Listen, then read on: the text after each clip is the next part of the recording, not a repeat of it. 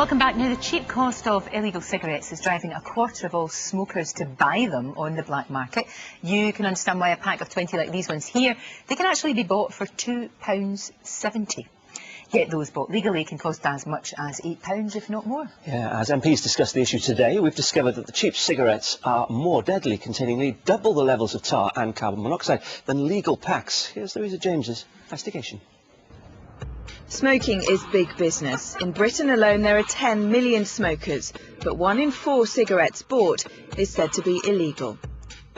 After a tip-off from a leading tobacco company, we went to a London market to see just how easy it was to get hold of them. We soon found a man who could help.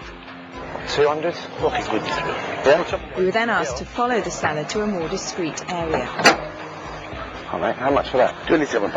27, right. This is the third of the price of an average packet on the high street. But just how harmful are these cigarettes? We took them along to a test lab to find out. And the results were alarming. They contained levels of 80% more tar and 70% more carbon monoxide than the legal limits. But that isn't all that can be found. All kinds of different nasty things inside them. So some things we found in the past have been bits of string or metal, even a used plaster with blood on it. As our investigation shows, it's not just the wealth, but the health of the nation at stake.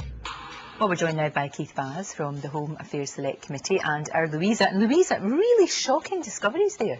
I mean, you can understand why people buy these cigarettes in a way, because as we just heard, you know, a pack like this is £8, a pack like this is £2.70. So you can see why people are maybe intrigued by the idea of trying to get it cheaper, but they may not understand exactly how serious the consequences of buying these cigarettes are. And it's not just the health implications. We heard there that they can contain twice as much tar nearly, so maybe smoking one of these is nearly the equivalent to smoking 2 of these. There's also all kinds of nasties in there. Asbestos has been found in these sorts of cigarettes, crushed up insects. And then, of course, there's the people that are supplying these cigarettes. They're supplied and traded often by organised crime gangs, and some of those have been linked with international terrorist organisations like Hamas, Hezbollah, the real IRA. So buying a cheap packet of cigarettes might not only put your health at risk, but you may inadvertently be supporting a terrorist organisation at the same time. How's it possible, Mr. Baz, that these cigarettes are on sale here in the UK? Are customs not doing their job properly? Well, Ali, that's one of the reasons why we've commenced our inquiry today, and can I commend Daybreak? This has been an excellent inquiry. I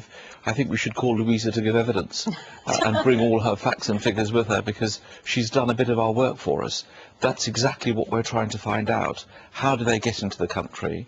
Why is it that customs have had to seize £3.6 billion since 2011? Who is funding this huge operation?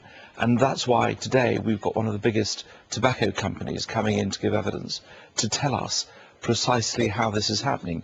But this is something that is going on the high street and in car parks and at markets, which is where you found out, Louisa, what was going on. But we're fascinated to know what happens to the money, because this is the second biggest illicit trade in the world after drugs. And frankly, people have in the past turned a blind eye to it. We need to find out who is behind this illicit trade, and are the customs and excise people, do the border force meet their targets? What can be done to try and improve the situation? Well, some would say that if legal tobacco was taxed less harshly, then maybe smokers wouldn't turn to these illegal cigarettes.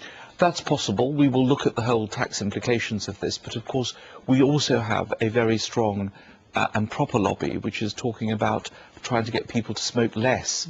And therefore, if we bring down the cost of cigarettes, more people will buy the legal cigarettes and not be put off because of the economic limits to what people can do. I mean, the health implications are horrendous, but also the fact that Louisa was discovering the fact that they're linked to organisations, very shady, very dark organisations that could be linked to international terrorism.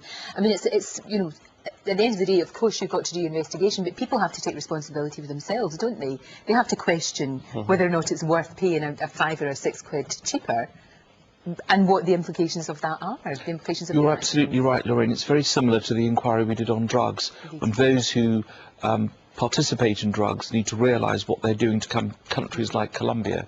And I was shocked to hear that there are crushed insects in some of these cigarette packets as part of the tobacco. I think if people knew what they were doing to themselves, they'd be pretty horrified. And if they knew what was happening to the money, and if we could follow that billions of pounds of illicit money being used. Where is it being laundered? Who is being financed? Is it terrorist organisations? Who are these criminal gangs behind it? It's a fascinating inquiry. What I think would be very helpful is if people had tips and knew what was going on in the illicit market, to contact yourselves so we could be kept informed of what they're doing. Absolutely. Thank you. Thank you, Louisa, for Well the done, Louisa. investigation. Thank you, Mr. Vaz. Thank you very much indeed.